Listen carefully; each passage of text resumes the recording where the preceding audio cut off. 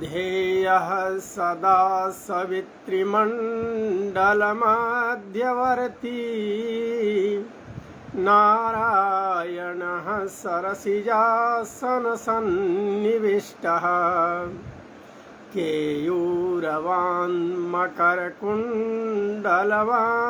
किरीटी हारी हिरण्यमयधृत वपुशङ्खचक्रः अज्ञानतिमिरान्धस्य ज्ञानाञ्जनशलाकया चक्षुरुन्मिलितं येन तस्मै श्रीगुरुवे नमः। एनजीओ लेखक परिवार, हिंद देश परिवार अमेरिका के पावन मंच को बारंबार नमन, वंदन, अभिनंदन।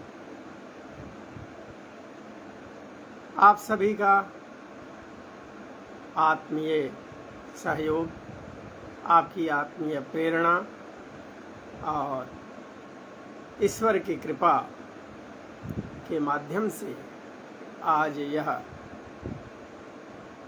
हिंद देश परिवार अमेरिका के मंच से हमें कुछ भगवत गुणानुवाद करने का अवसर प्राप्त हुआ है।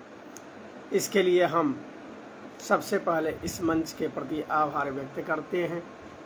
साथ ही साथ मंच की संस्थापिका आदरणीय अर्चना पांडे अर्ची जी, स्वागत आपका, अभिनंदन आपका।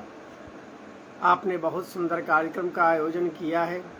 साथ ही इस कार्यक्रम के जो आयोजक के रूप में हैं आदरणीय कुसुम शर्मा कमल जी, आपका भी अभिवादन, आपका भी अभिनंदन। संयोजक आदरणीय श्री सुधीर श्रीवास्तव जी, वंदन है, अभिनंदन है आपका। इसकी व्यवस्था में अलंकार अधिकारी के रूप में सारी सजावट की व्यवस्था की है आदरणीय श्री प्रभात राजपूत जी, आपका भी स्वागत है, अभिनंदन है। आदरणीय कुसुम शर्मा कमल जी मंच से जुड़ चुकी हैं, आपका स्वागत करूं, अभिनंदन करूं। पिछले कई दिनों से यह विशेष कार्यक्रम जो चल रहा है बहुत ही सुंदर, ऋषि मुनियों की चर्चा, ऋषि मुनियों पर बातें कोई सामान्य बात नहीं होती है, बहुत ही बड़ा कार्य है।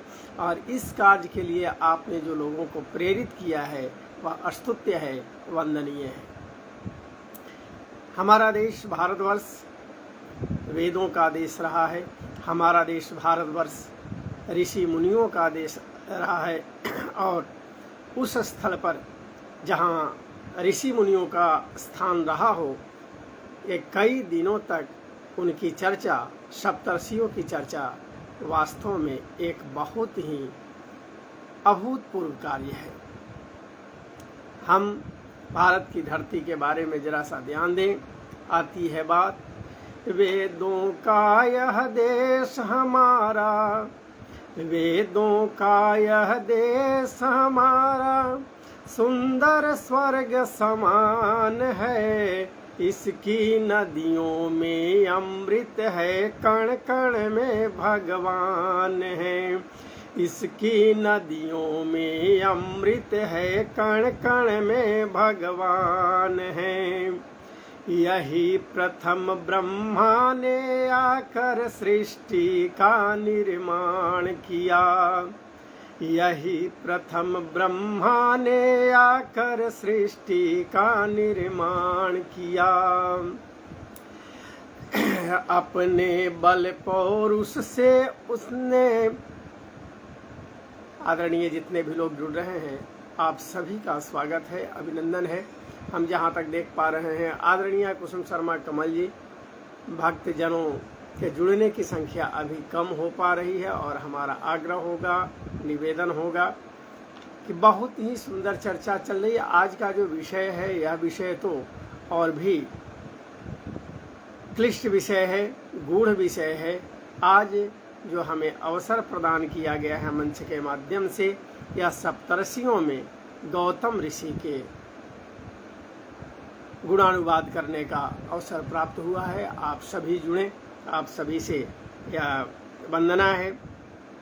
सप्तर्षियों की चर्चा चल रही है और जो सप्तर्षि वंदना में आदरणीय कामिनी मिश्रा जी, आपका भी स्वागत है, वंदन है, अभिनंदन है। कश्यपो अत्रि भरद्वाजो विश्वामित्रोत्थ गौतमः। कश्यपो अत्रि भरद्वाजो विश्वामित्रोत्थ गौतमः। जमदग्निवसिष्ठस्य सप्तैस्ते ऋषयः स्मृतः। स्मृतियों में इन 7 ऋषियों की चर्चा आई है। आदरणीय DN झा जी, स्वागत है, अभिनंदन है। जितने भी लोग जुड़ रहे हैं सभी का एक ही साथ हम स्वागत करें मंच की ओर से। कई जगह और भी तरह की बातें आई हैं, विभिन्नताएं भी मिली हैं, किंतु यह जो श्लोक प्राप्त हुआ है स्मृति का, उसमें है कश्यप, अत्रि, भरद्वाज, विश्वामित्र, गौतम, जमदग्नि और वशिष्ठ। ये 7 ऋषियों में, और इन 7 ऋषियों में आज चर्चा का विषय रखा गया है गौतम ऋषि, महर्षि गौतम। वे गौतम जो कि अंगिरस वंशज के गौतम रहे हैं। चलें हम उस ओर चलने का प्रयास करें। बहुत ही बड़ा समुद्र है, इसमें से जरा सा भी अवगाहन कर ले तो हमारा आपका सौभाग्य होगा। जय जयति गौतम महान, हे निखिल भक्त में आत्मवान। हे गौरव मैं गुरु गिरावान, जय जयति जयति गौतम महान। तुम अनंत रूप शुचि गुण निधान, हे भक्ति ज्ञान वैराग्यवान। तप पुंज त्याग सचरित्रवान, जय जयति जयति गौतम महान। 2 भक्ति विनय बल बुद्धि ज्ञान, धन धान्य सौख्य शुचि ईश ध्यान। मृदु वचन मैत्री करो दान, जय जयति जयति गौतम निधान। जय जयति जयति गौतम महान। सहयोग मंत्रणा कला दान करे हमारा पुनरुत्थान। सहयोग मंत्रणा कला दान करे हमारा पुनरुत्थान। छेड़ जागृति अविराम तान, जय जयति जयति गौतम महान। जय जयति जयति गौतम महान। तव वरद हस्त हो शीर्ष त्राण, तव वरद हस्त हो शीर्ष त्राण। इंगित आशीष हृदया दान, कर पथ प्रशस्त प्रकाशवान। जय जयति जयति गौतम महान। हे निखिल भक्त में आत्मवान, जय जयति जयति गौतम महान। जय जयति जयति गौतम महान। महर्षि गौतम के चरणों में बारंबार नमन वंदन। और बबीता कुमारी जी, आदरणीय बबीता कुमारी, स्वागत आपका भी, अभिनंदन भी। और वे गौतम ऋषि जिनके बारे में कई तरह की कथाएं आती हैं, कई तरह की बातें आती हैं, और भिन्न भिन्न कथाओं को देखा जाए तो गहराई तक पहुँचने में कई अवान्तर कथाएं मिलती हैं, कई प्रकरण प्राप्त होते हैं। आज उन्हीं से कुछ प्रकरणों की चर्चा यहाँ पर होगी। सप्तर्षियों में जहाँ की अभी हमने बताया कि कश्यपो अत्रि भरद्वाजो विश्वामित्रोत्थ गौतमः जमदग्निर्वसिष्ठस्य सप्तैते ऋषयः स्मृतः। स्मृतियों में जो 7 ऋषि बताए गए हैं उनमें 5वें ऋषि के स्थान पर गौतम ऋषि का स्मरण किया जाता है, उनका नाम लिया जाता है। वे गौतम ऋषि जो वैदिक काल के एक महर्षि रहे हैं और मंत्र दृष्टा रहे हैं। बहुत ही बड़े मंत्र दृष्टा के रूप में अंगिरस वंश में उत्पन्न गौतम ऋषि हुए। ऋग्वेद में इनके कई सूत्र देखने को मिलते हैं, कई सूत्र इनके पढ़ने को मिलते हैं। महर्षि गौतम के बारे में एक कथा ये भी आती है कि अंधतमा जन्म से अंधे थी और कामधेनु की जब काफ़ी सेवा किए, कामधेनु की आराधना किए, उनकी देखभाल किए, तो कामधेनु गाय इनको वरदान में दृष्टि दी है और इनके जो अंधकार हैं यानी जो ना दिखने वाली स्थिति रही है उनको समाप्त किए हैं कामधेनु, और उसके कारण इनका नाम गौतम पड़ा है। गौतम, गाय के द्वारा तम का हरण किया जाना, वे ही गौतम। कई जगह कई कथाएं आती हैं गौतम ऋषि के बारे में। कहीं कहीं कथा आई है कि हनुमान जी की माता अंजनी भी इनकी पुत्री के रूप में है, ये भी कथा हमें पढ़ने को मिली है। इतने बड़े महर्षि गौतम रहे हैं। वैदिक साहित्यों में, शास्त्रों में जो चर्चा आई है उसमें यह चर्चा आई है कि जब शुक्राचार्य जी का दानवों ने तिरस्कार कर दिया और वहाँ से तिरस्कृत होने के बाद वे गौतम ऋषि के पास ही आए थे और इन्हीं से दीक्षा प्राप्त करके और आगे का ज्ञान प्राप्त किए थे। उन गौतम ऋषि को भी हम वंदन करते हैं। पुराणों की कथा जो हमने अभी कही, जन्म से अंधे वाली, कई पुराणों में चर्चा आई है। अब गौतम ऋषि पर एक बहुत ही बड़ा दृष्टांत आता है इनकी धर्मपत्नी अहिल्या से संबंधित। अब अहिल्या ब्रह्मा जी की मानस पुत्री। ब्रह्मा जी के मन में एक बार इच्छा हुई कि हम एक अनुपम सौंदर्य की महिला का निर्माण करें, अनुपम सौंदर्य की नारी का निर्माण करें। अब वह अनुपम सौंदर्य की नारी निर्माण करते करते सौंदर्य के जितने उपादान थे सबको उन्होंने एकत्रित किया। एकत्रित करके एक सुंदर नारी का निर्माण किया जिनका नाम अहिल्या रहा। अहिल्या 5 कन्यकाओं में गिनी जाती हैं। 5 कन्यकाएं हैं जो कि हम देखते हैं शास्त्रों में आई है। अहिल्या, द्रौपदी, कुंती, तारा, मंदोदरी तथा 5 कन्या स्वानित्यम महापातकनासनम। ये 5 कन्याएं हैं, अहिल्या, द्रौपदी, कुंती, तारा, मंदोदरी। इन 5 का स्मरण करने से सभी पाप नष्ट हो जाते हैं। इन बातों की कथा भी आई है। अब इनमें अहिल्या, जहाँ की हम प्रकरण बस चर्चा करने वाले हैं, इनके बारे में भी अगर शास्त्रों में देखा जाए तो कई तरह की बातें आई है, कई तरह की कथाएं आई है, किंतु एक प्रकरण जो सामान्य रूप में प्रचलित है, हम उस प्रकरण की ओर चलें। आदरणीय ममता श्रवण अग्रवाल जी, हार्दिक वंदन है, स्वागत है आपका। आदरणीय सुधीर श्रीवास्तव भैया भी मंच पर आए हुए हैं, आप सभी का स्वागत है। और बड़ी खुशी की बात है कि गौतम ऋषि के बारे में चर्चा करने का आपने अवसर प्रदान किया है। और शुरू में हमें लगा था कि गौतम ऋषि के बारे में हम क्या कह पाएंगे, किंतु ये ईश्वरीय आशीर्वाद होता है, परमात्मा की कृपा होती है जो कि स्वयं का गुणानुवाद, अपने ऋषि मुनियों का गुणानुवाद करने के लिए वे यहाँ भेजते हैं। ये संसार जो है, संसार में बस ईश्वरीय गुणानुवाद के अलावे कुछ भी नहीं। अगर जीवन में आगे बढ़ना है, कहीं कुछ करना है, तो ईश्वरीय गुणानुवाद करें, दूसरों का कल्याण करें, सबसे बड़ी चीज है। नदियां न पिए कभी अपना जल, वृक्ष न खाए कभी अपना फल।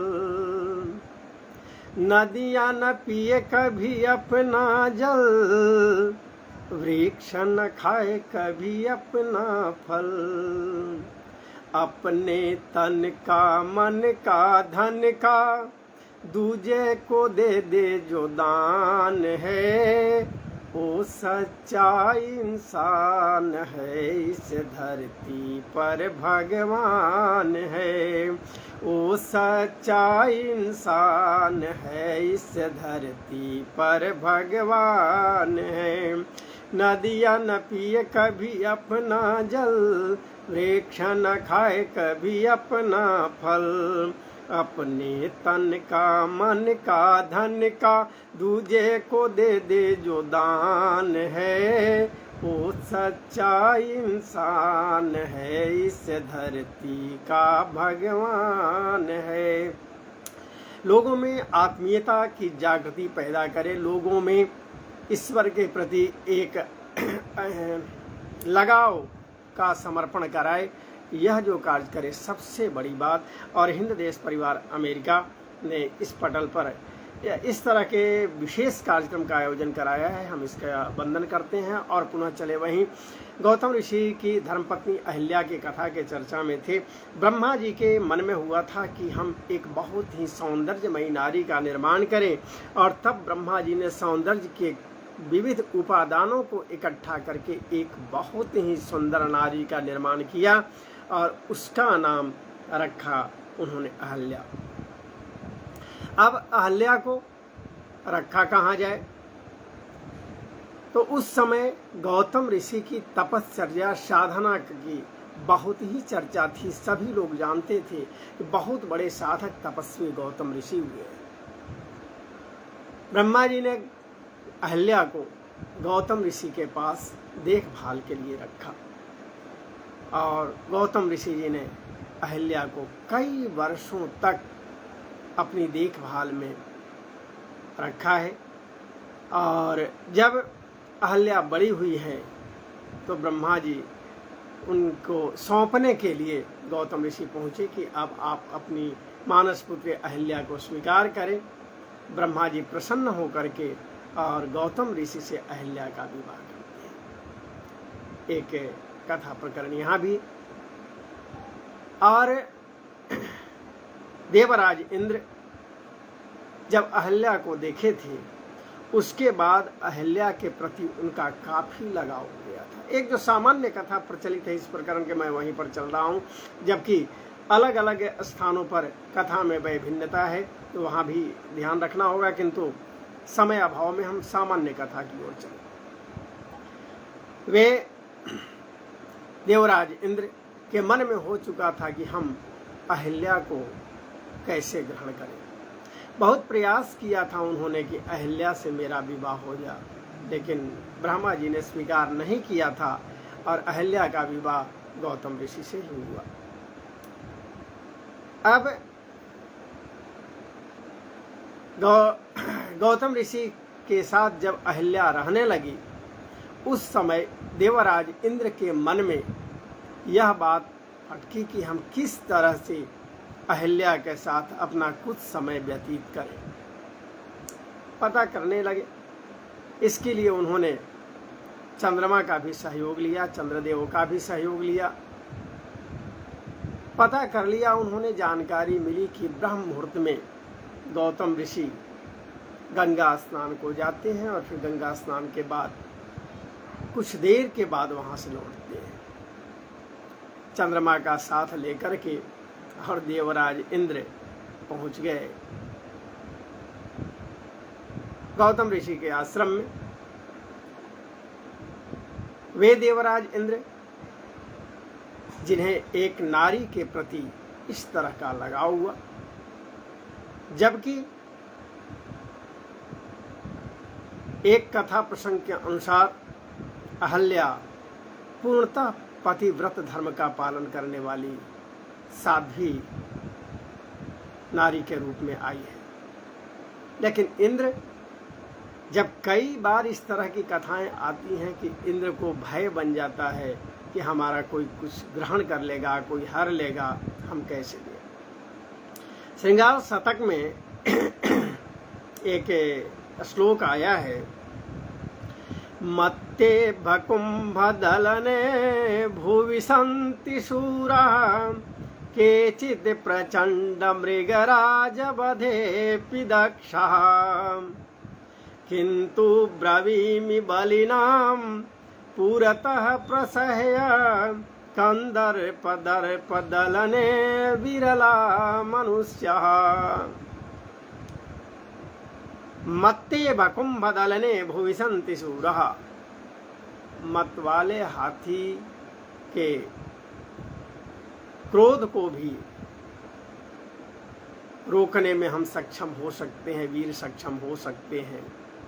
केचित् प्रचंड मृगराज बधेऽपि दक्षः, हो सकता है कोई भयंकर मृगराज आया हो, सिंह आया हो, उसको भी वधने में हम दक्ष हो जाएं, उसका वध कर सकते हैं। किंतु ब्रमीमि बलिनाम पुरतः प्रसह्य कंदर्प दर्प दलने विरला मनुष्य, लेकिन जिन्हें कामदेव के दर्प ने अपने अंकुश में ले लिया है, उसे रोक पाना संभव नहीं होता है। विरले मनुष्य की ही बात आती है। यहाँ तो मनुष्य की बात है, वहाँ देवराज इंद्र की बात है।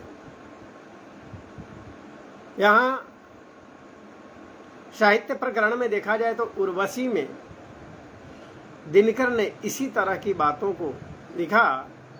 इंद्र का आयुध पुरुष जो झेल सकता है, सिंह से बाहें मिलाकर खेल सकता है, फूल के आगे वही असहाय हो जाता, शक्ति के रहते निरूपाय हो जाता, विद्ध हो जाता सहज बंकिम नयन के बाण से, जीत लेती रूपसी नारी उसे मुस्कान से। सबसे बड़ी चीज जो है ना, वो नारी का हथियार ही मनुष्य के लिए परीक्षा का एक अवसर प्रदान हो जाए। अगर सभी परीक्षाओं में व्यक्ति सफल हो जाता है, चाहे धन की परीक्षा हो, चाहे बुद्धि की परीक्षा हो, चाहे बल की परीक्षा हो, अगर सब में भी सफल हो गया है तो अंतिम उसकी परीक्षा नारी परीक्षा ही होती है, चरित्र की परीक्षा होती है। चरित्र से किस तरह से कितना। प्रकरण बस हमें एक दृष्टांत ध्यान में आ रहा है श्रीमद् भागवत का। एक बार नारद जी पहुंचे भगवान विष्णु के पास और उन्होंने कहा कि भगवान, एक प्रश्न है मेरा, मैं तीनों लोग तो घूमते रहता हूं और प्रश्न करने के लिए आपसे आया हूं। नारद जी ने जब ऐसा कहा तो भगवान ने कहा कि क्या प्रश्न है, पूछो। नारद जी ने कहा कि सभी युग में, सतयुग हो, द्वापर हो, त्रेता हो, अन्य युगों में आपको एक बार कोई प्रेम से बुलाता था। जहाँ तक बनेगा हम प्रयास करते हैं कथा को समायोजित करने के लिए। आप सभी से आग्रह होगा, जितने लोग जुड़े हुए हैं, हम आपका वंदन करते हैं, अभिनंदन करते हैं और कथा को अधिक से अधिक शेयर करें ताकि हिंद देश परिवार अमेरिका के पटल से ये जो मुनि चर्चा हो रही है, ऋषि चर्चा हो रही है, लोगों तक पहुँचे और इस कथा का लाभ लोगों को मिले। नारद जी ने भगवान विष्णु से कहा कि एक बार द्रौपदी आपको द्वापर में पुकारी, आप वहाँ पहुँच गए। गजग्राह एक बार गज आपको एक बार पुकारा, आप वहाँ पहुँच गए। और कलयुग में लोग रात दिन भजन करता है, पूजा करता है, फिर आप क्यों नहीं पहुँचते हैं वहाँ। भगवान ने कहा कि अरे इस तरह की बात है, मेरा भक्त है। कि हाँ प्रभु, मेरा आपका भक्त बहुत सारा है, बहुत जगह भरे हुए हैं, पूरे भारतवर्ष में भरे हुए हैं, पूरे विश्व में आपके भक्त भरे हुए हैं। है कि अच्छा चलो ऐसी बात है तो जरा सा मुझे भक्त से मिला दो, मैं ही चलूंगा।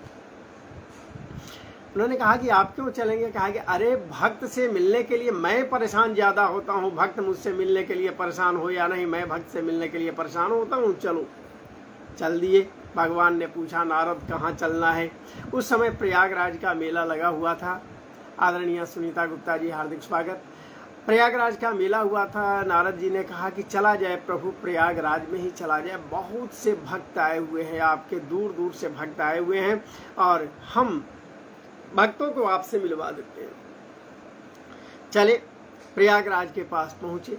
थोड़ी दूर पर ही वे बैठ गए एक बटछांव तर प्रभु, और उन्होंने कहा कि नारद, अब मैं यहाँ पर बैठ गया हूँ और तुम चले जाओ। जा करके वहाँ से जो मेरा भक्त हो ले लाओ, मैं भक्त का दर्शन करूँगा। नाहं वसामि वैकुंठे योगिनां हृदयेन च मद्भक्तारं यत्र गायन्ति तत्र तिष्ठामि नारद। हे नारद, नाहं वसामि वैकुंठे, न तो वैकुंठ में हूँ, नाहं वसामि वैकुंठे, ना योगी नाम हृदय न चा, योगियों के हृदय में भी नहीं, मद भक्तारम यत्र गायंती, मेरे भक्त जहाँ पर हमारा गायन करते हैं, तत्र तिष्ठामि नारद। हे नारद, हम वहीं रहते हैं, इसलिए हम यहाँ पर बैठे हैं और कृपा कर दो, हमारे भक्त को लेकर के चले आओ, हम दर्शन करना चाहते हैं। नारद जी चले, कलयुग का समय, कलयुग के इस परिवेश में वे प्रयागराज में पहुँचे।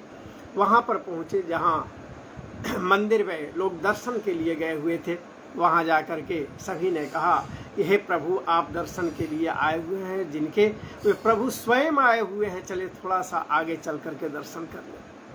उन लोगों ने कहा कि कौन सा पागल आ गया दिमाग खाने के लिए, अरे हम लोग मंदिर आए हैं, दर्शन करके जाएंगे, बीच में हमारे मत पड़ो, आप पंडा वगैरह हो, कुछ लेना है तो ले लो, लेकर के किनारे हो जाओ, बीच में हमको तंग मत करो।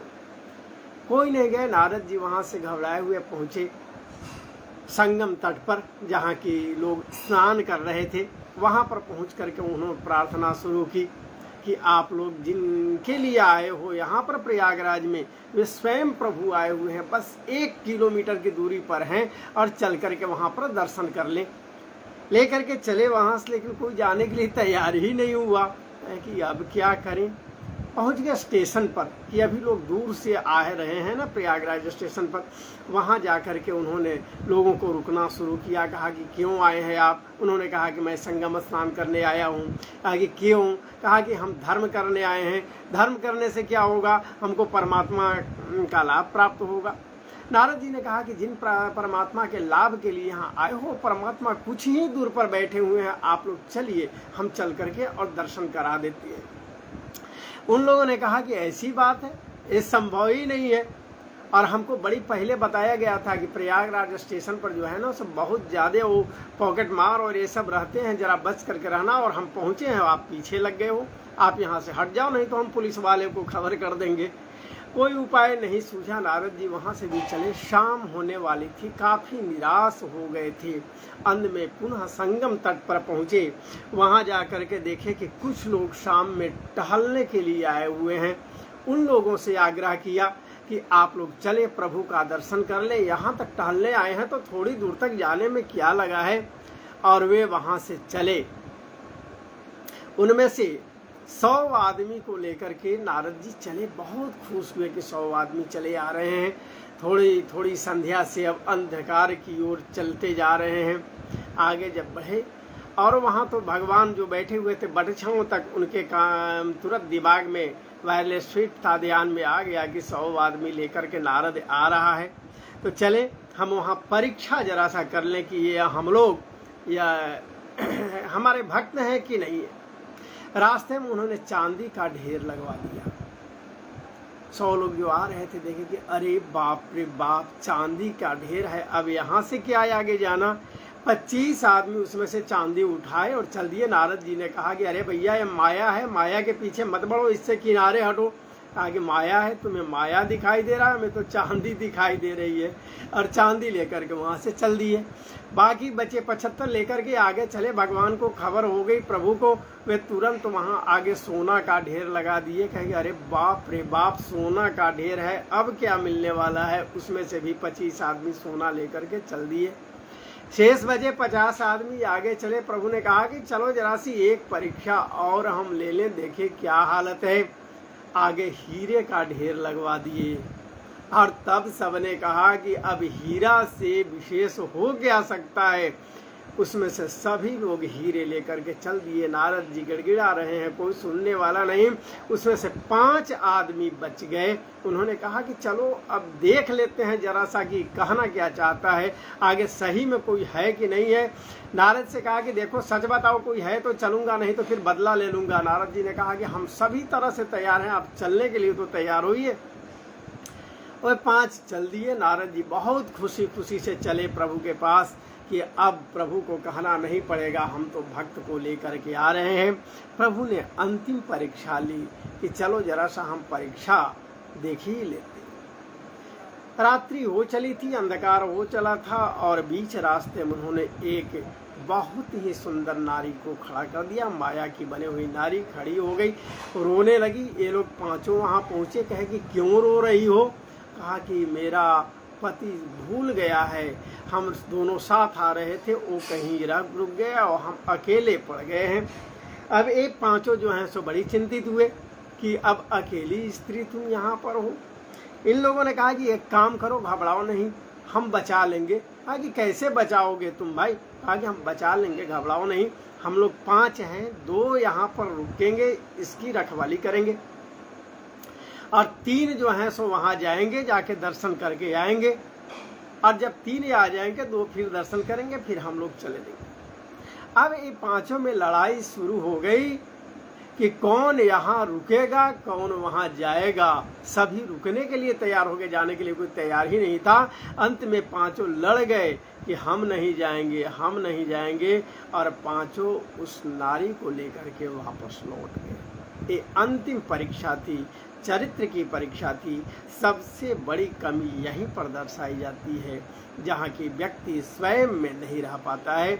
नारद जी काफी उदास होकर के भगवान के पास पहुँचे। इसलिए बाबा गोस्वामी तुलसी कबीरदास जी ने लिखा है कि जहाँ काम तहाँ राम नहीं, राम तहाँ नहीं काम, दो कबहू ना रहे, काम राम एक ठाम। जहाँ वासनात्मक भाव होती है वहाँ राम नहीं होते, जहाँ राम होते हैं तहाँ वासनात्मक भाव नहीं होता। दोनों एक जगह रह ही नहीं सकते। अहल्या की सौंदर्यमयी रूपमयी स्थिति को देखते हुए इंद्र को जब काफी आकर्षण हुआ तो उन्होंने चंद्रमा से सहयोग मांगा और चंद्रमा के साथ चल दिए गौतम ऋषि के आश्रम में। रात्रि थी, काफी रात्रि। चंद्रमा को उन्होंने संकेत किया कि किसी तरह से गौतम ऋषि को अभी अर्धरात्रि में ही गंगा स्नान के लिए भेज दिया जाए।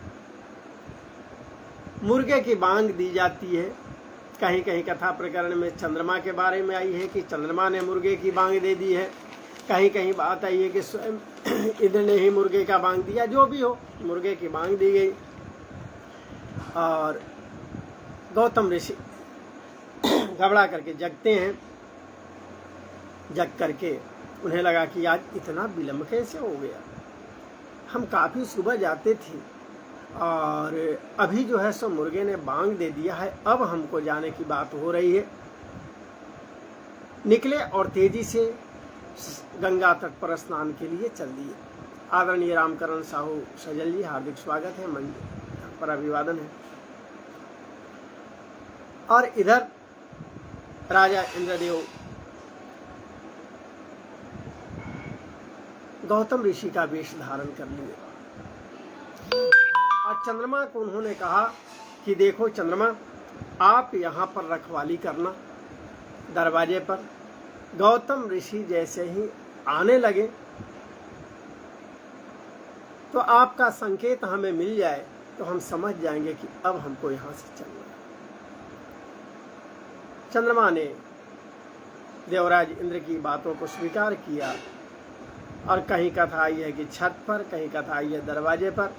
चंद्रमा ने पहरेदारी शुरू कर दी और उसके बाद गौतम ऋषि का वेश धारण कर इंद्रदेव कुटिया में प्रवेश करते हैं अहल्या के पास। अब यहाँ पर भी भ्रांति की कथा आई है, आप जरा सा गौर करेंगे। एक जगह कथा आई है कि अहल्या जो पूर्ण तरह से पतिव्रत धर्म का पालन करने वाली नारी, उसने आश्चर्य किया कि अभी तो गए थे गौतम ऋषि हमारे पतिदेव और तुरंत कैसे आ गए। फिर भी जब देखा उन्होंने कि इनकी इच्छा हो रही है प्रेम की, सहवाग की, तो वे तैयार हो गए। कहीं कहीं कथा प्रकरण में ये भी बात आई है कि अहल्या ने देवराज इंद्र को पहचान भी लिया है, किंतु उनके मन में थोड़ा सा अहंकार आया था अपने सौंदर्य का, अपने रूप का, और उस अहंकार के द्वारा लगा था कि अगर स्वर्ग के राजा, देवलोक के राजा हमारे साथ प्रेम, अपनापन और उसके विभिन्न रूपों को ग्रहण करना चाहते हैं तो फिर जरा सा इसका भी आनंद ले लिया है। ये दो तरह की कथाएं हैं। अपने आप को समर्पित कर दी है अहल्या, और जब गौतम ऋषि वहां गए हैं गंगा तट पर स्नान के लिए, तो वहां पहुंचने के बाद उन्होंने देखा कि आकाश में अभी बहुत से तारे हैं, तारे भरे हुए हैं, अभी तो बहुत सी रात्रि है, इतनी रात्रि में हम कैसे आ गए। जब उन्हें इस बात का बोध हुआ कि अभी बहुत रात्रि है, अभी हमें नहीं आना चाहिए था, तो वे लौटते हैं तो दरवाजे पर चंद्रमा मिलते हैं, और उसी समय अपने वेश में ही निकलते हुए इंद्र को भी उन्होंने देख लिया है और बहुत क्रोधित हुए हैं। क्रोधित होने के बाद उन्होंने तीनों को शाप दिया है। अहल्या को तो शाप उन्होंने दे दिया कि जिस पर इतना भरोसा था उसने इस तरह का काम किया है, तो जा आज से तुम शिला हो जा, पत्थर हो जा। अन्य ग्रंथों में राख होने की भी बात आई है, राख हो जा। यहाँ शिला होने की भी बात आई है, पत्थर हो जा। आदरणीय संजय गुप्त जी, हार्दिक स्वागत, आपका वंदन है। उधर इंद्र जी जब भागने लगे तो देवराज इंद्र को उन्होंने शाप दिया कि देवराज इंद्र, तुम जिस कामांग की इच्छा से यहाँ आए हो, मैं शाप देता हूँ कि तुम्हारे पूरे शरीर में वही नारी कामांग हो। और इसका परिणाम यह हुआ कि देवराज इंद्र के पूरे शरीर में 1000 नारी कामांग हो गए। बाद में काफी गिड़गिड़ाने के बाद कहीं आया है स्वयं गौतम ऋषि ने, कहीं आया है भगवान विष्णु ने, जो भी हो, वे 1000 कामांगों को नेत्र के रूप में परिवर्तित कर दिया गया था कि शाप तो पड़ गया है, अब शाप में कोई अंतर हो नहीं सकता है, किंतु हम उसमें थोड़ा सा परिवर्तन करते हैं। और वे जितने कामांग थे इंद्र के शरीर पर, वे सभी नेत्र के रूप में बदल गए थे। 1000 आंखें उनके शरीर पर हो गई थी। इसी कारण सहस्राक्ष भी उनको कहा जाता है, 1000 आंखों वाला। चंद्रमा को गौतम ऋषि ने कहा कि इस तरह से छल करके यहाँ तुम आए हो, इसलिए मैं तुम्हें शाप देता हूँ कि तुम्हें राहु ग्रस लेगा, राहु ग्रसेगा, ग्रहण लगेगा, और साथ में तुम निष्कलंक नहीं हो, आज से तुम्हारे चेहरे पर काला दाग होगा। एक चंद्रमा के चेहरे पर काला दाग के लिए कई कथाएं आई हैं, अन्य कथाएं भी हैं, किंतु यह कथा भी वहां पर आई है। अहल्या काफी गिड़गिड़ाने लगी हैं, और गिड़गिड़ाने के बाद गौतम ऋषि को जब बोध हुआ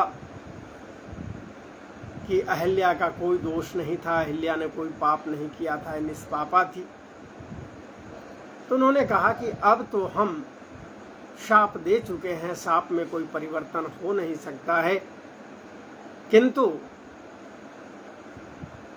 आप इसी तरह से पत्थर के रूप में रहो, और जब त्रेता युग में प्रभु श्री राम इस मार्ग से गुजरेंगे तो उनकी चरण धूलि से आप इस शापग्रस्त से मुक्त होंगे।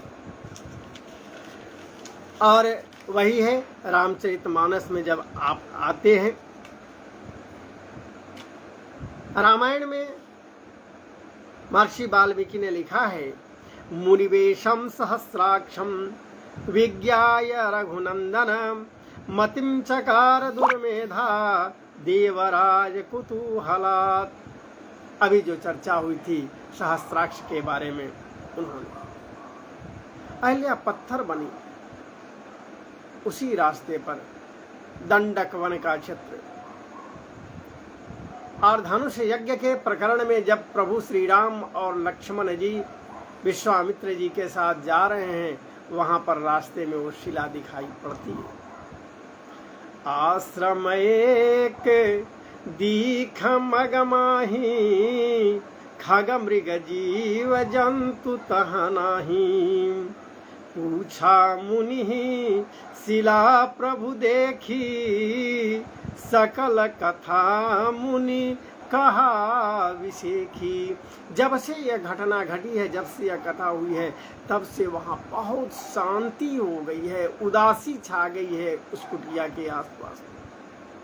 और कुटिया के बाहर जब इस तरह के एक पत्थर को, एक शिला को प्रभु श्री राम देखते हैं, तो विश्वामित्र जी महाराज से पूछते हैं, तो उन्होंने सारी कथा कही है। और सारी कथा कहते कहते विश्वामित्र जी ने अंत में कहा, गौतम नारी शाप बस उपल देह धरि धीर चरण कमल रज चाहती कृपा करहु रघुबीर। हे प्रभु श्री राम, एक गौतम की नारी शाप से ग्रस्त होकर के पत्थर के रूप में यहाँ पर हैं, आपके चरण कमल की धूलि चाहती हैं, आप इन्हें मुक्त कर दे, कल्याण कर दे। और तब प्रभु श्री राम ने अपने चरण कमलों से धूल का स्पर्श कराते हैं उस शिला को। पर सत पद पावन शोक न सावन प्रगट भई तप पुंज सही देखत रघुनायक जन सुखदायक सनमुख होई कर जोरी रही। उद्धार कर दिया है अहिल्या का उद्धार हुआ है, और वे हाथ जोड़ करके प्रार्थना की है प्रभु श्री राम से। और फिर वहाँ से प्रभु श्री राम ने पूछा है कि आप कहाँ जाना चाहती हो, लेकिन वह पतिव्रता थी, इसलिए पुनः उन्होंने कहा कि हम अपने पति देव के शरण में ही जाना चाहते हैं। और अहिल्या फिर गौतम ऋषि के पास जाती हैं, गौतम ऋषि उन्हें स्वीकार किए। ये अहिल्या प्रकरण की कथा आई है गौतम ऋषि के धर्मपत्नी के साथ। प्रभु श्री राम ने 5 स्त्रियों का रामचरितमानस में उद्धार किया है। एक अहिल्या, दूसरी ताड़का का भी उद्धार प्रभु श्री राम ने किया। सुंदर स्त्री, और अगस्त ऋषि के शाप से वह ताड़का बन गई थी, राक्षसी बन गई थी, उसका उद्धार किया था उन्होंने। सबरी का उद्धार किया, जो कि हम बराबर सब जगह सुनते चले आ रहे हैं। सबरी की बात, जूठे बैर खा करके उन्होंने एक भीलनी का उद्धार किया था। चौथा, तारा का उद्धार किया। तारा जो कि बाली की पत्नी, वानरराज बाली की पत्नी, और उनका उद्धार उन्होंने किया। जब बाली का वध हो जाता है तो तारा कहाँ जाएगी, तो पुनर्विवाह के प्रचलन उस समय नहीं थे, फिर भी उसका निर्वाह कराते हुए प्रभु श्री राम ने सुग्रीव से तारा का विवाह कराया था, उनका उद्धार किया था। और 5वीं कथा आई है मंदोदरी का, प्रभु श्री राम ने उद्धार किया। जब रावण वध होता है तो मंदोदरी कहाँ जाएगी, काफी विलाप करने लगी है, तो वे विभीषण जी के साथ मंदोदरी का विवाह करा करके मंदोदरी का उद्धार किए हैं। ये इंद्र और अहिल्या प्रकरण है। गौतम ऋषि जी के एक पुत्र और पुत्री की चर्चा भी आई है। पुत्र का नाम शतानंद और पुत्री का नाम विजया। शतानंद जी महाराज के बारे में आई है कि बात की राजा जनक जी के दरबार के राजपुरोहित या गुरु जो भी कहें, वे ही शतानंद जी हुए हैं। अब एक कथा गौतम जी के साथ और बहुत प्रचलित है कि गौतम जी को हत्या दोष लगा था। लोगों में तरह तरह की बातें हैं, भ्रांतियां भी हैं। वह बात है कि गौतम ऋषि जब रहते थे उस समय बहुत बड़े विद्वान, बहुत जानकार, तपोवन में ऋषि पत्नियों का आपस में मनमुटाव हो गया। कई ऋषि पत्नियां वहां थी, आपस में मनमुटाव हो गया उनके बीच में। और तब अहिल्या जी से जब मनमुटाव उनका हुआ तो सभी ऋषि पत्नियों ने अपने अपने पति से कहा कि किसी तरह से ऐसा उपाय करे जो कि गौतम का अपकार हो, गौतम को परेशानी हो, और बल्कि गौतम इस तपोवन को छोड़ करके चला जाए तो सबसे सुंदर है, कारण कि उसकी पत्नी अहिल्या से हम लोग को नहीं बन रहा है। अब जब इस तरह की बात आई तो गणेश जी की आराधना किए वे लोग ऋषि महर्षि, और जब गणेश जी आए तो उन्होंने गणेश जी से वरदान मांगा कि किसी तरह से गौतम ऋषि को इस आश्रम से बाहर कर दिया। तो गौतम ऋषि से आश्रम से बाहर कर दिया जाए। गणेश जी ने कहा कि ये वरदान तो ठीक नहीं है, कुछ दूसरा वरदान मांगे, अन्य वरदान मांगिए। लेकिन दूसरे वरदान देने के लिए या मांगने के लिए लोग तैयार ही नहीं हुए। अंत में वचनबद्ध थे गणेश जी और उन्होंने स्वीकार किया है।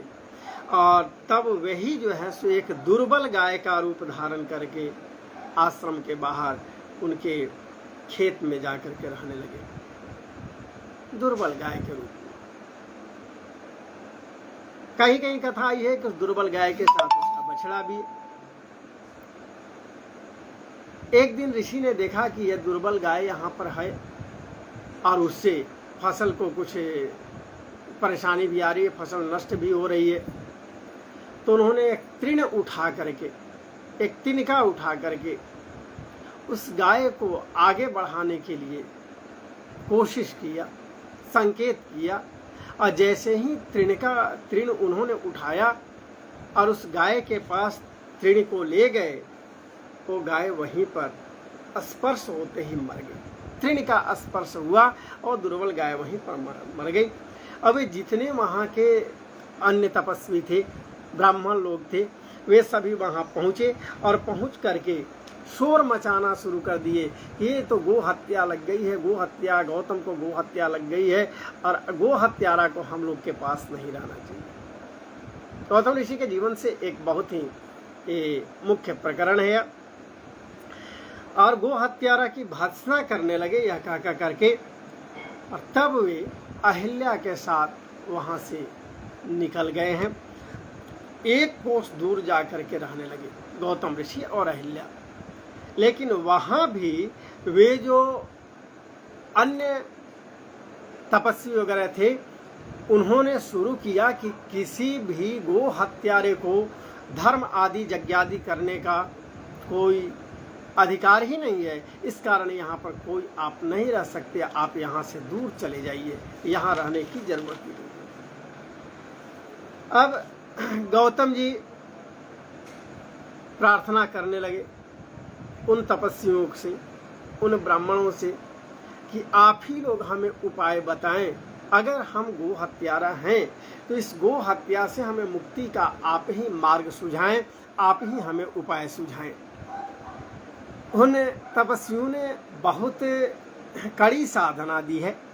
उन्होंने कहा कि 3 बार पृथ्वी की परिक्रमा कर लीजिए, और 3 बार पृथ्वी की परिक्रमा करें और ब्रह्मगिरी पर्वत का 101 बार परिक्रमा करें, तब जाकर के गंगा जी को यहाँ ला करके उसमें स्नान करें, और गंगा जी में स्नान करके 1 करोड़ पार्थिव शिवलिंग बनाकर उनकी आराधना करें, और आराधना पूर्ण होने पर 11 बार फिर इस ब्रह्मगिरी की परिक्रमा करें, और तब शिव जी की आराधना करें, तो फिर सभी तरह के पापों से मुक्त हो जाएंगे। गौतम जी महाराज ने सब किया है। उन्होंने अन्य तपस्वियों के कहे के अनुसार 3 बार पृथ्वी की परिक्रमा की, 101 बार ब्रह्मगिरी पर्वत की परिक्रमा की, गंगा जी को ला करके यहाँ उन्होंने स्नान किया, 1 करोड़ पार्थिव शिवलिंग बना करके उनकी आराधना की, और फिर उसके बाद वे ब्रह्मगिरी की परिक्रमा 11 बार किए हैं और कार्य पूर्ण कर शिव जी की आराधना करने लगे। आज जब शिव जी की आराधना करने लगे तो शिव जी प्रकट हुए और उन्होंने कहा कि वरदान मांगो। तब प्रभु से कहा गौतम ऋषि ने कि हमें पाप मुक्त कर दीजिए, गो हत्या का जो दोष हमें लगा है उससे मुक्त कर दीजिए। भगवान शंकर ने कहा कि तुम सर्वथा दोष मुक्त हो, आपका तो कोई दोष ही नहीं है, आप निश्चिंत रहें, आप किसी तरह के पाप से ग्रस्त नहीं है, निष्पाप हो। आपके साथ छल किया गया है, इन तपस्वियों ने छल किया है, अब बताओ कि इन तपस्वियों और ब्राह्मणों को हम क्या दंड दें। जब इस तरह से क्रोधित शंकर प्रभु को देखा तो गौतम ऋषि ने प्रार्थना शुरू कर दी, कहे कि नहीं प्रभु, इनको कोई दंड मत दिया, इन्हीं की तो कृपा से हम आपके दर्शन प्राप्त किए हैं, अगर इनके साथ हमारा मनमुटाव नहीं होता तो हम आपके दर्शन प्राप्त नहीं कर पाते, तो फिर इन्हें आप किसी तरह का दंड न दें। और तब उन सबको वहाँ पर मुक्त किया है प्रभु शंकर ने, उन तपस्वियों को कोई तरह के शाप आदि नहीं दिया है। और उन लोगों ने प्रार्थना शुरू की कि हे प्रभु, अब आप यहीं पर निवास करें। और तब तपस्वियों के विनय से, अनुनय से वहाँ पर त्र्यंबक ज्योतिर्लिंग के नाम से भगवान शिव स्थित होते हैं, स्थापित होते हैं। और अपनी साधना पूरी करने के लिए गौतम ऋषि जी ने जिस गंगा को यहाँ पर लाया, वो गंगा गोदावरी के नाम से वहीं पर प्रसिद्ध हो गई हैं। तो ये गंगा भी वहाँ पर आ रही है। एक कथा गौतम ऋषि जी के जीवन की आई है। गौतम ऋषि न्याय दर्शन के प्रथम प्रवक्ता भी माने गए हैं। प्रथम प्रवक्ता तो नहीं थे, लेकिन न्याय सूत्रों को स्थापित करने के लिए बहुत सुंदर रूप से उन्होंने न्याय को रखा है। बहुत बड़े धनुर्धर भी थे।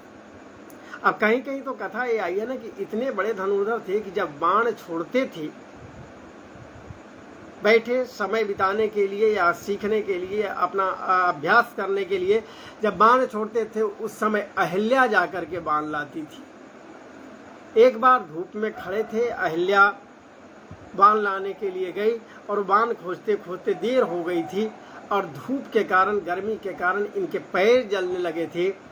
इन्हें काफ़ी रोष हुआ था सूर्य पर, और सूर्य पर रोष करके, क्रोध करके जब शाप देने लगे थे, तो इन्हें छाता और पादत्राण दिया गया था, जो कि जूता आज हम कहते हैं। उस समय से ही चर्चा आई है कि छाता और पादत्राण की भी परंपरा हुई है, प्रचलन उसका हुआ है। धनुर्वेद पर कई ग्रंथ भी लिखे हुए मिलते हैं गौतम ऋषि के। ऋग्वेद, सामवेद, यजुर्वेद, शतपथ ब्राह्मण, बृहदारण्यक, कठोपनिषद, छंदोग्योपनिषद, देवी पुराण, शिव पुराण, महाभारत, रामायण, सभी स्थानों पर गौतम ऋषि की चर्चा है। और अब लगता है कि समय भी 1 घंटा होने वाला है। हम तो बस यही कहेंगे कि ऋषिमुनियों की इस धरती को शत शत मेरा प्रणाम। यहाँ भजन में कृष्ण कन्हैया, यहाँ भजन में राम। ऋषि मुनियों की इस धरती को शत शत मेरा प्रणाम। यहाँ पे जन्मे कृष्ण कन्हैया, यहाँ पे जन्मे राम। जिनके पावन चरणों ने इस धरती को है तारा, जिनके पावन चरणों ने इस धरती को है तारा।